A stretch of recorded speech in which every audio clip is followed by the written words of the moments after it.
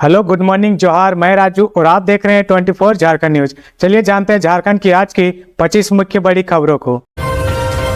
करम पर्व से पहले झारखंड की महिलाओं को मिलेगा मैया सम्मान योजना की 13वीं किस्त का तोहफा। कर्म पर्व से पहले झारखंड की महिलाओं को राज्य सरकार एक महत्वपूर्ण तोहफा देने जा रही।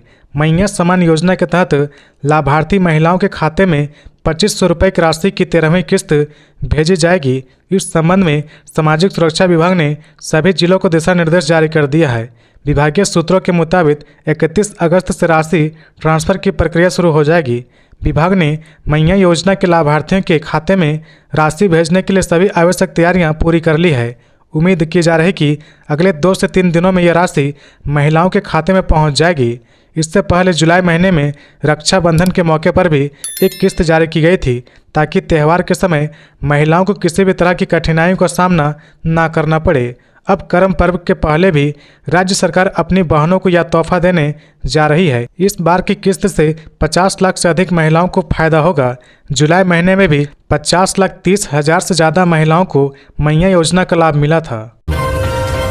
धनबाद में करम डाली लेकर दामोदर नदी नहाने गई बच्ची अब तक लापता।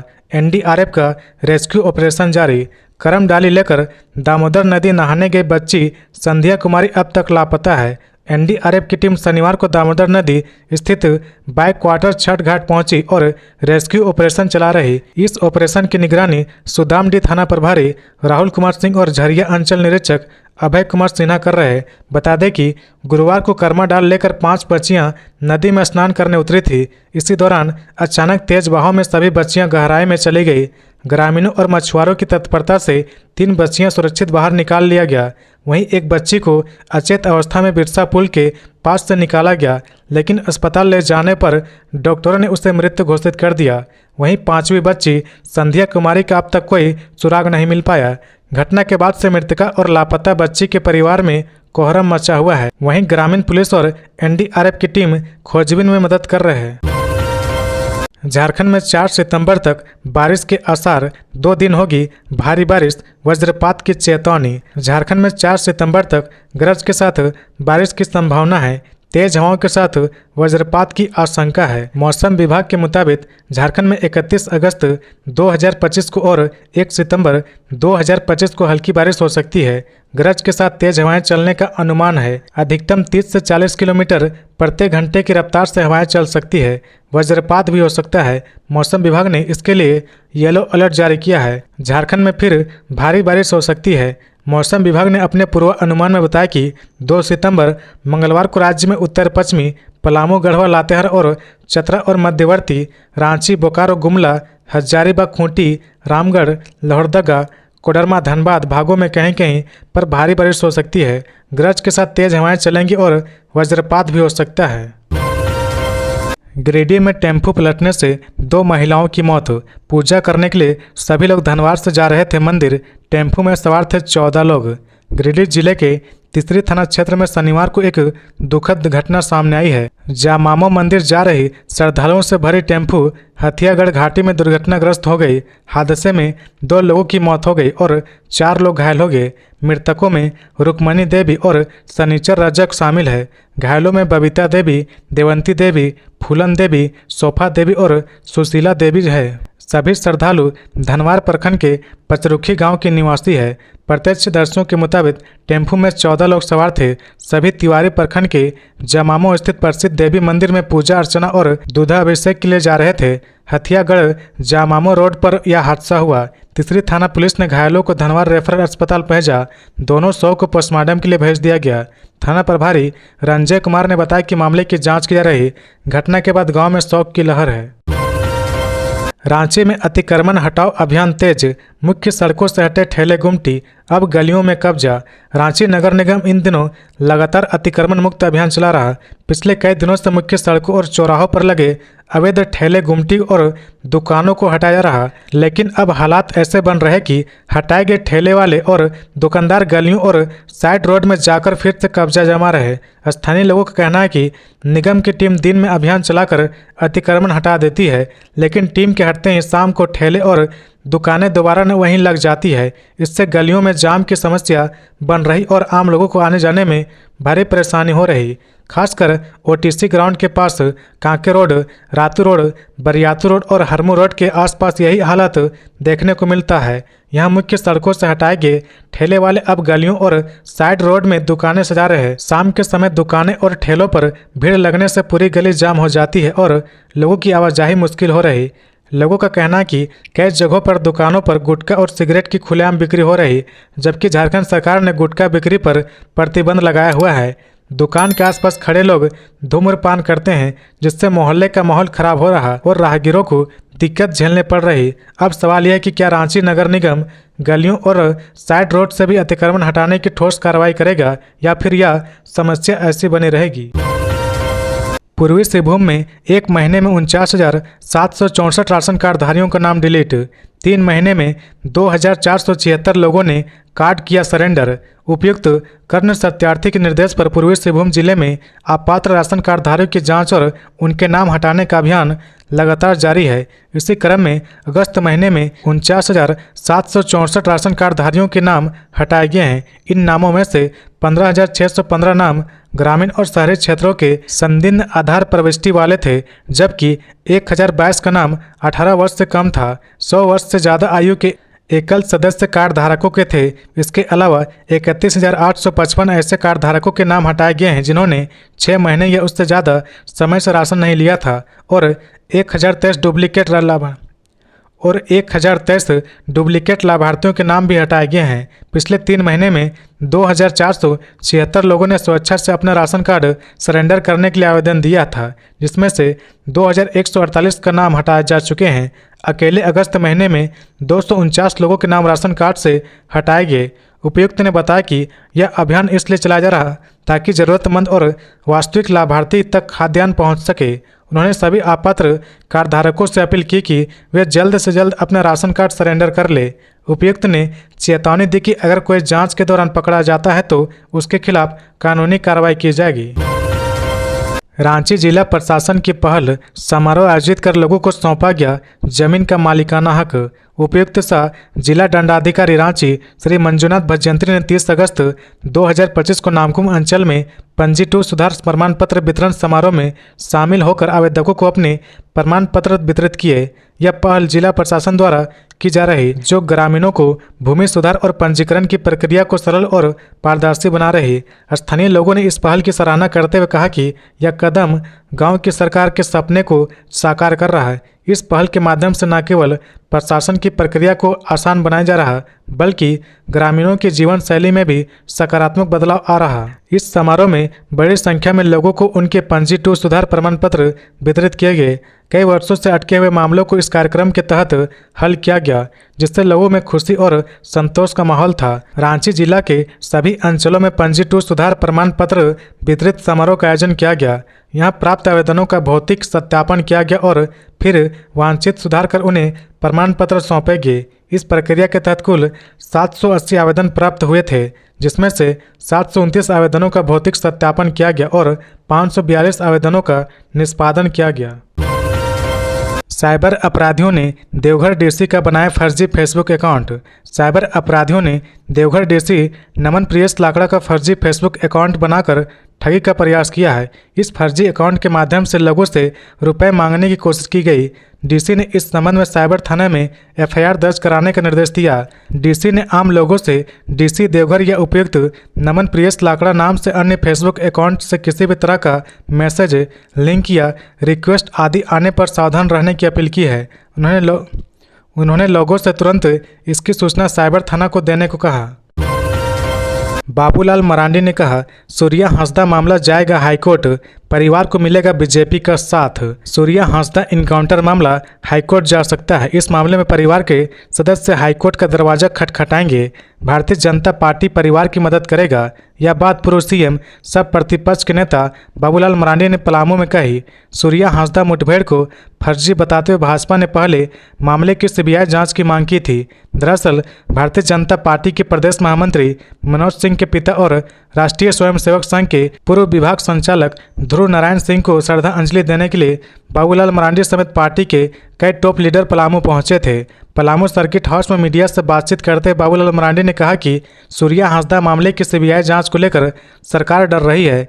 बाबूलाल मरांडी ने रिम्स 2 मामले में कहा कि जिस जगह पर निर्माण किया जाना है वह खेती वाली जमीन है। सरकार रिम्स 2 बनाए, लेकिन पलामू, हजारीबाग, टाटा, दुमका तथा धनबाद जैसे इलाके में मौजूद मेडिकल कॉलेज की व्यवस्था को सुधारे। पूर्व मंत्री एनोस एक्का को 7 साल की सजा, पत्नी मेनन एक्का भी जाएंगी जेल। सीएनटी एक्ट के उल्लंघन से जुड़े 15 साल पुराने जमीन घोटाले मामले में रांची स्थित सीबीआई की विशेष अदालत ने पूर्व मंत्री एनोस एक्का, उनकी पत्नी मेनन एक्का को 7 साल की सजा सुनाई है। एनोस एक्का को 1 लाख रुपए की, वहीं उनकी पत्नी मेनन एक्का को 1.5 लाख रुपए का जुर्माना लगाया गया है और जुर्माना न देने पर उन्हें 6 महीने का अतिरिक्त सजा काटनी होगी। कोर्ट ने एनोस एक्का और अन्य आरोपियों को 193 बी के तहत 2 साल का कठोर कारावास की सजा सुनाई है। वहीं एनोस एक्का को 7 साल की कठोर कारावास की सजा सुनाई है। इस मामले में सीएनटी एक्ट के उल्लंघन से जुड़े आरोपों के तहत रांची स्थित सीबीआई की विशेष अदालत ने 9 लोगों को दोषी करार दिया।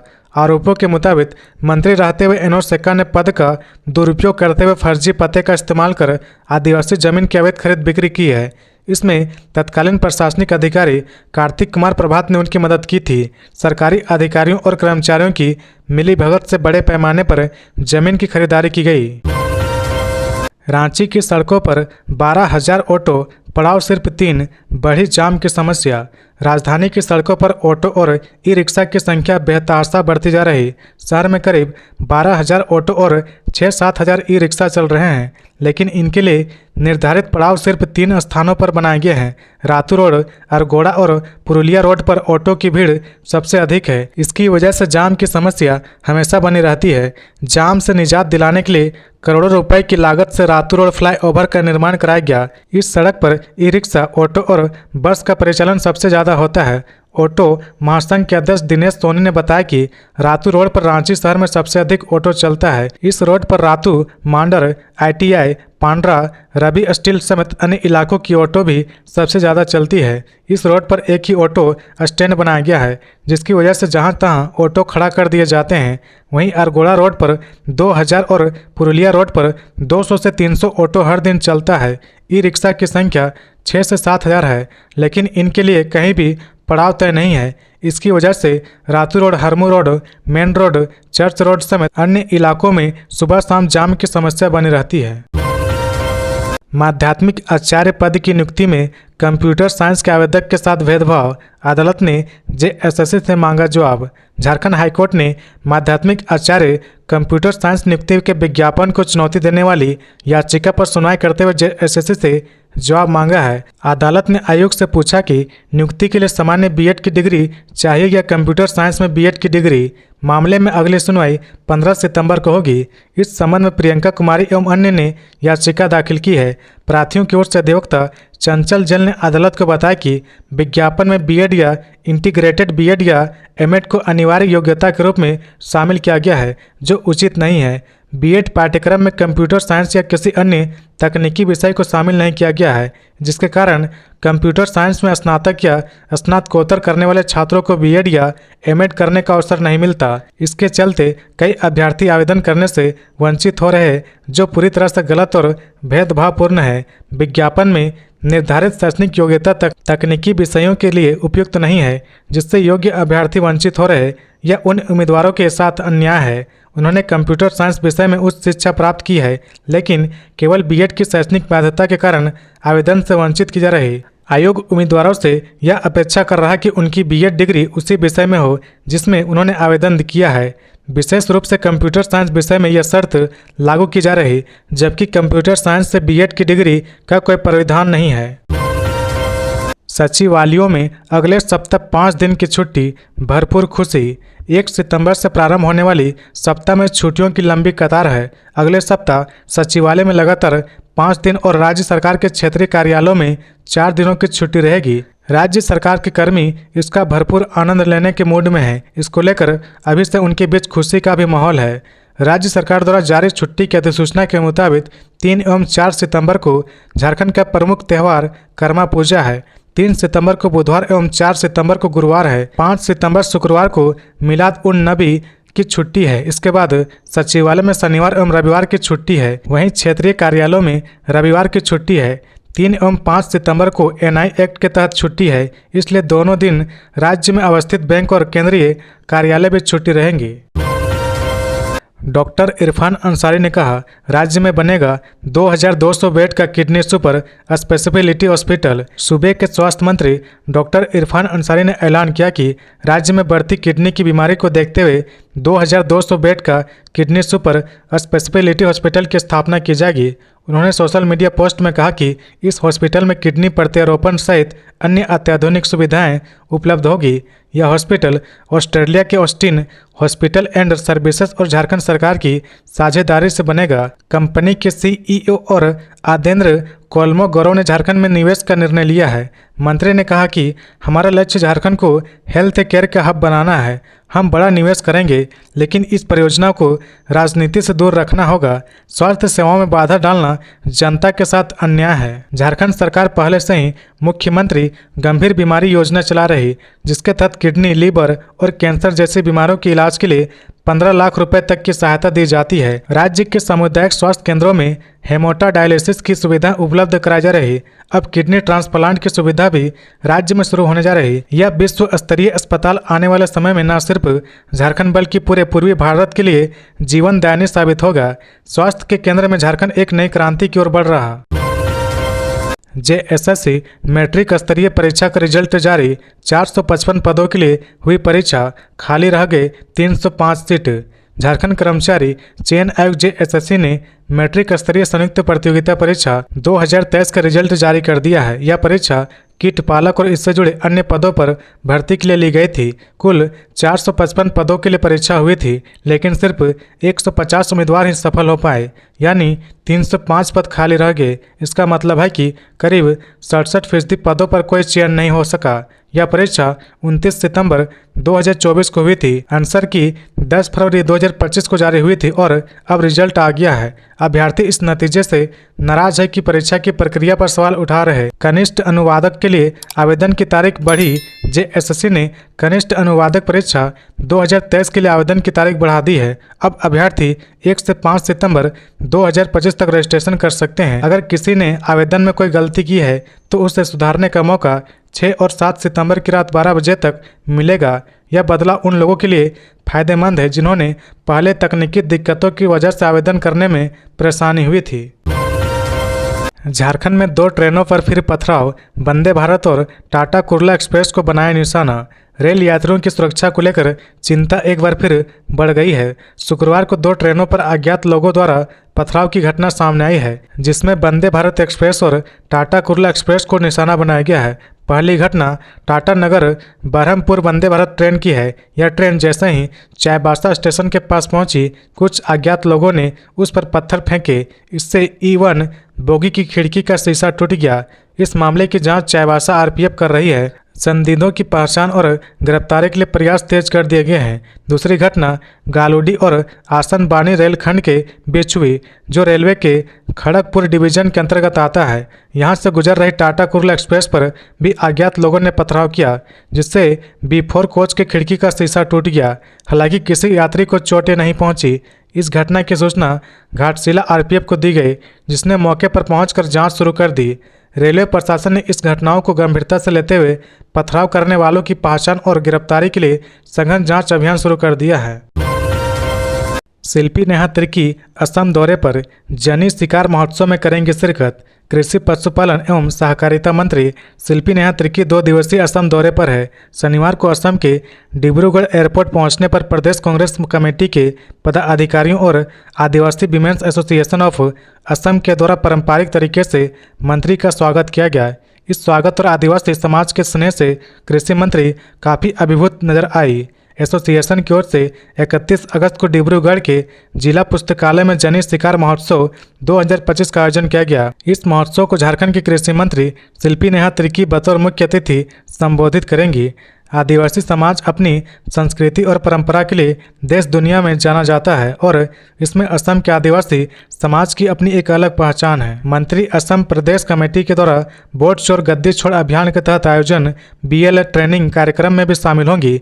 इस कार्यक्रम में मंत्री की भागीदारी से आदिवासी समाज और मजबूत होगा। झारखंड कांग्रेस के पदों के पुनर्गठन के लिए चयन प्रक्रिया की तिथि बढ़ी, अब 7 सितंबर तक आवेदन की सुविधा।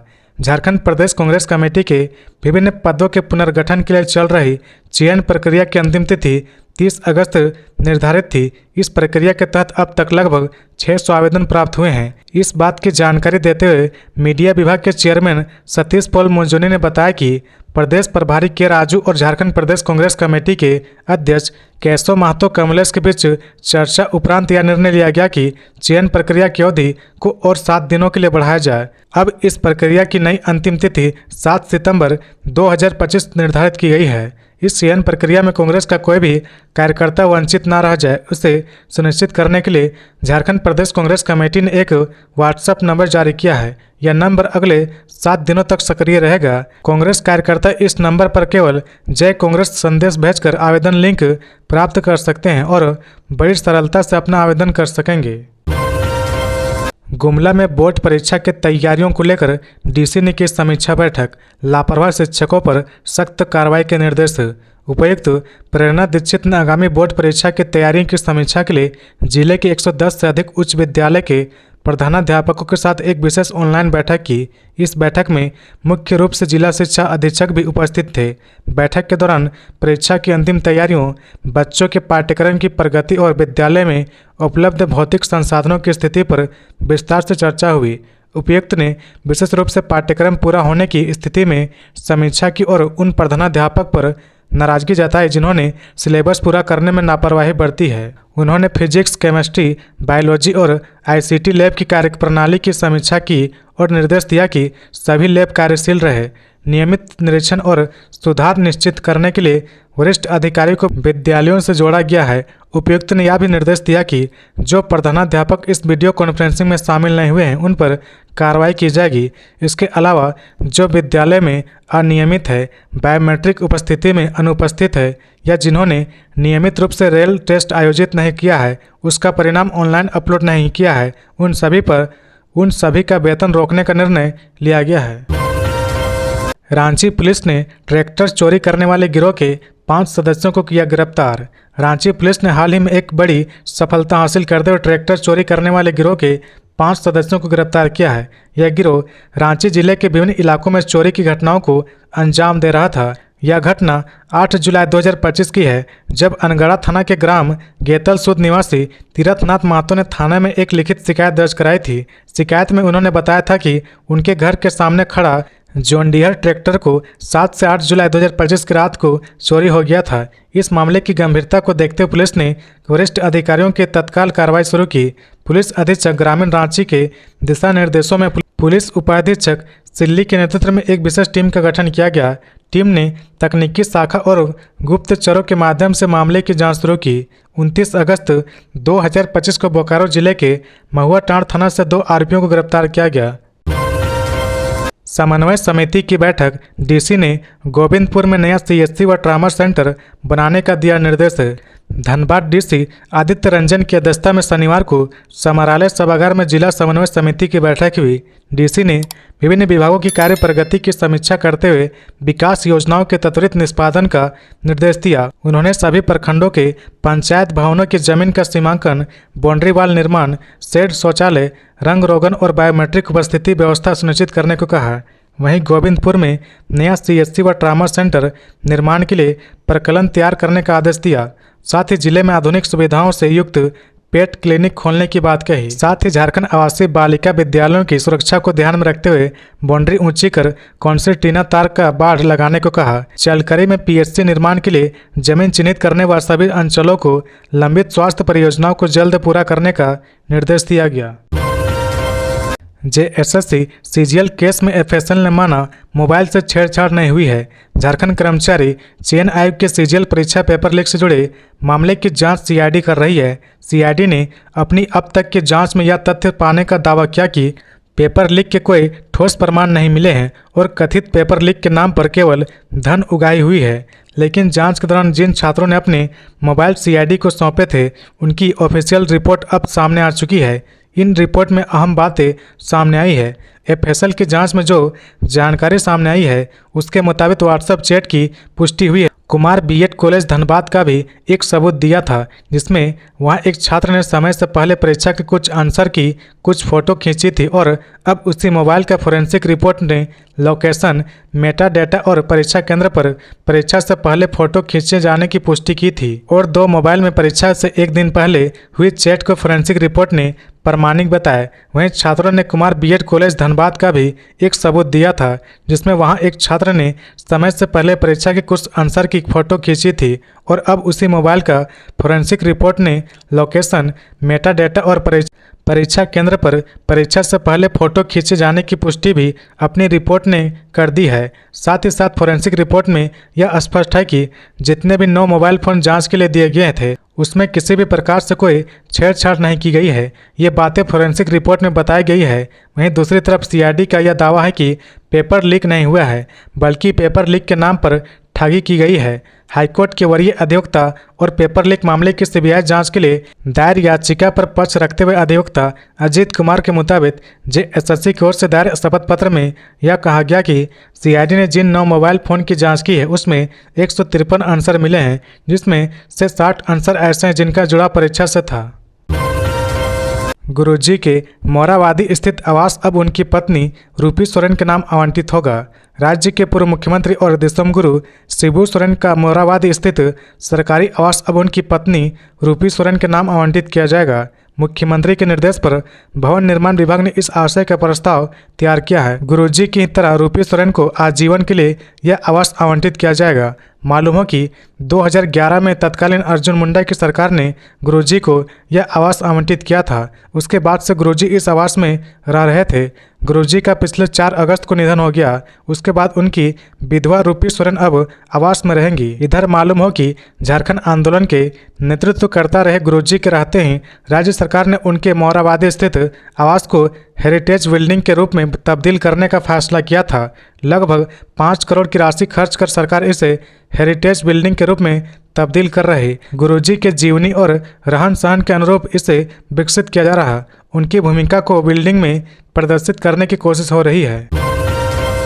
साहेबगंज बना लखपति दीदियों का गढ़, 25,000 महिलाओं को मिला सम्मान और मिनी ट्रैक्टर। भूमि संरक्षण कार्यालय साहेबगंज और Jharkhand state livelihood promotion society के संयुक्त तत्वाधान में सिद्धू कानून सभागार में लखपति दीदी सम्मान सह प्रेस संपत्ति वितरण समारोह का आयोजन किया गया। इस कार्यक्रम का उद्घाटन मुख्य अतिथि उपायुक्त हेमंत सती, उप विकास आयुक्त सतीश चंद्रा, जिला कृषि पदाधिकारी प्रमोद एक्का और अन्य अधिकारियों ने दीप प्रज्वलित कर किया।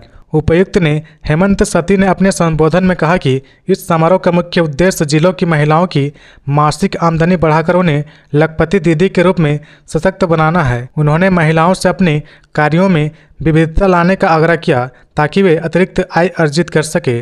उन्होंने बताया कि सरकार 150 से अधिक योजनाओं के तहत बकरी, मुर्गी, सुअर पालन, ब्रॉयलर, मधुमक्खी पालन, सब्जी बीज और तालाब निर्माण जैसी सुविधाएं निःशुल्क उपलब्ध करा रही। उप विकास आयुक्त सतीश चंद्र ने बताया कि साहेबगंज जिले में 25,000 लखपति दीदियां तैयार हो चुकी है, जो पूरे राज्य में सबसे अधिक है। उन्होंने कहा कि जिले के 1,43,000 परिवारों को सरकार और JSLPS के माध्यम से जोड़ा गया है और उन्हें प्रशिक्षण, स्किल डेवलपमेंट और बैंक लिंकेज की सुविधा दी जा रही। उन्होंने यह भी बताया कि यह महिलाएं सामाजिक कुरीतियों जैसे हरिया दारू और डायन प्रथा को समाप्त करने की दिशा में भी काम कर रही।